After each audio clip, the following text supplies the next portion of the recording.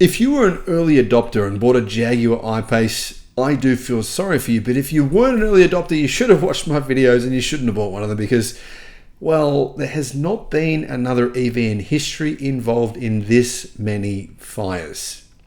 Per number of EVs sold, the Jaguar I-Pace is the most fire-prone vehicle ever made.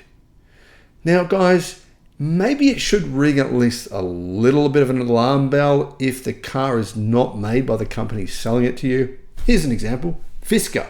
Who made Fisker vehicles? Was it Fisker?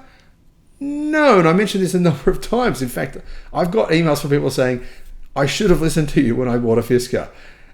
They probably slammed me on the videos when I said don't buy one, and then afterwards they're like, I should have listened to you.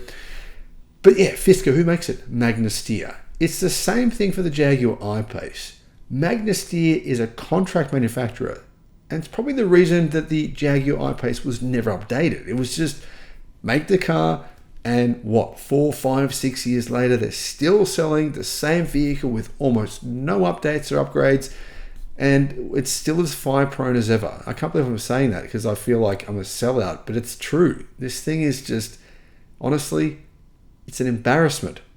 Hello, my friends. Welcome to the channel. I'm Sam Evans. You're watching the Electric Viking. It's great to have you with us. Well, in this case, a little bit sad. I used to love the Jaguar brand, but now they're owned by Tata, Indian parent company, and they're basically pretty much a dead brand. What are they selling? What are their global sales? I've reported on their global sales, in fact, a number of times, and they're, almost nothing. They're so tiny now. So once a great company, I think they used to be, years ago, used to have this name, this kind of mystique around the Jaguar brand. Well, that's pretty much disappeared now. Fires. What has there been fires? Well, Jaguar has done a number of recalls for fires. They recently did another recall for fires. It didn't work, right?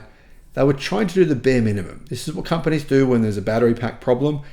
General Motors, whoever it is, they try to do the absolute bare minimum, because it's very expensive. They don't want to replace the battery pack. Fiddling with the battery packs is going to cost significant amounts of money.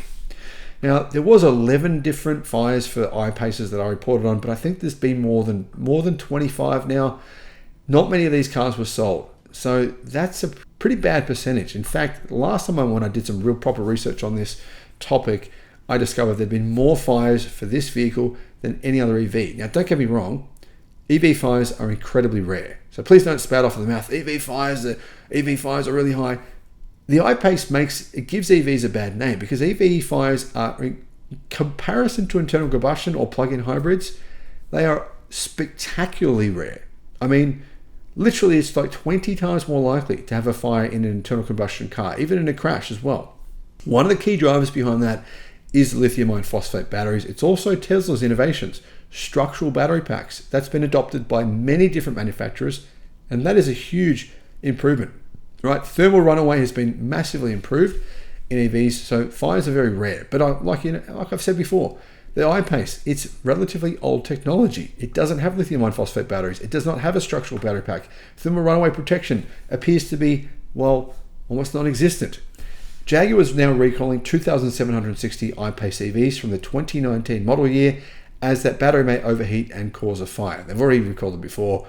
This is a serious safety issue, and the National Highway Traffic Safety Administration is telling owners to park and charge their vehicles outside, away from structures, away from buildings, away from anything, until the repair is complete and for 30 days afterwards.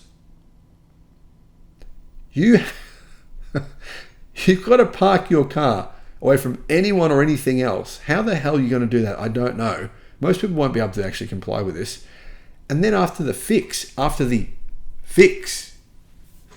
days afterwards, why 30 days? Why are they telling you to wait for 30 days afterwards? Why not 31 or why not 28? Why is it they've just picked a random number? It sounded good. We hope this will fix it. Try for 30 days. If there's no fires within 30 days, then should be fixed. Maybe. That's what these nutters are doing. I don't think this is acceptable. Guys, there has been so many cases in the United States where Tesla has been investigated by the National Highway Traffic Safety Administration so many times, right? This seems to be a bigger issue to me. There's no investigations going on here. What does that tell you? Right? Anyway, unfortunately, there has been numerous fires involving I-PACEs with the updated software. So that's why they're saying after the software upgrade, park it away for 30 days from anyone and anything, and hope that insects aren't nearby. But unfortunately, this update has not worked. Some vehicles that have had the update, they have still burned themselves to the ground.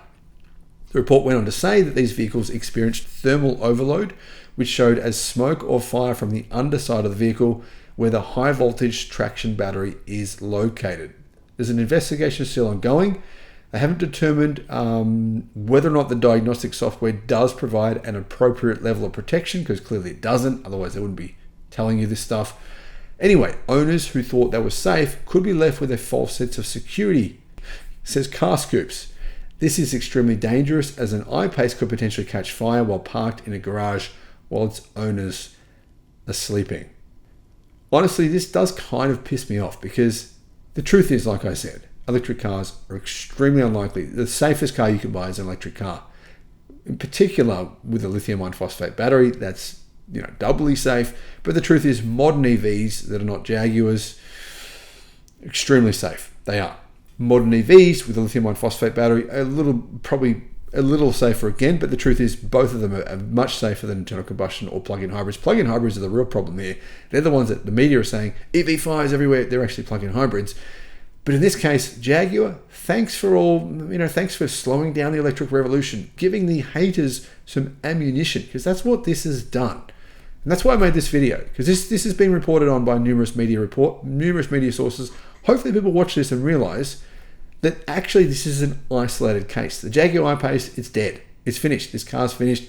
It's not a significant seller. It never was. It's not a big part of the whole global EV sales. I mean, we're talking small numbers of cars here from a car manufacturer that is basically, on the border of extinction. Might as well dig a grave, bury it, bury some sort of, wheel in there and put a headstone, put a tombstone, a headstone that says this was Jaguar. Thanks for watching.